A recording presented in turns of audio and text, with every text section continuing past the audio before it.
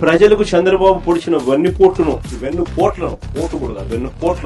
వివరిస్తూ జూన్ 4 నుంచి 12 వరకు వెన్నుపోటుకు 2 ఏళ్లు కార్యక్రమం అనేది పార్టీ తరఫున చేపడతా ఉన్నాం. జూన్ 4న మండల కేంద్రాలలో నిరసన కార్యక్రమాలు చేపడుతున్నాం.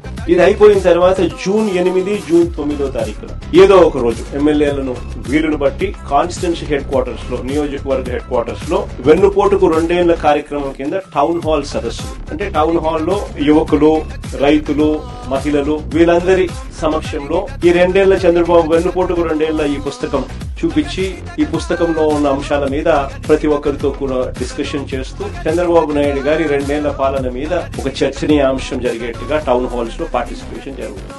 చివరిగా జూన్ 12వ తారీఖున ప్రతి నియోజకవర్గ కేంద్రంలో, రాష్ట్ర వ్యాప్తంగా ప్రతి నియోజకవర్గ కేంద్రంలో చంద్రబాబు 2 ఏళ్ల వెన్నుపోటు పాలనకు నిరసన తెలుపుతూ పెద్ద ఎత్తున నిరసన ర్యాలీలు నిర్వహించారు. ఇది ప్రతి ఎమ్మెల్యే చేయబోయే కార్యక్రమంలో డైరెక్ట్ గా నేను కూడా పర్యవేక్షిస్తాను. ఏదో తూతూ మంత్రంగా చేయడం కాదు. ప్రజలు నిజంగా మన దగ్గర నుంచి ఇది ఎక్స్పెక్ట్ కూడా చేస్తా ఉన్నారు. చంద్రబాబుకి సెగలు తగలాలి, వెన్నుపోటు పొడిస్తే ప్రజలు రియాక్ట్ అవుతారు అన్న సెగలు కూడా చంద్రబాబుకు తగలాలి. కాబట్టి భారీ ర్యాలీలతో జూన్ 12వ తారీఖున ప్రతి నియోజకవర్గ కేంద్రంలో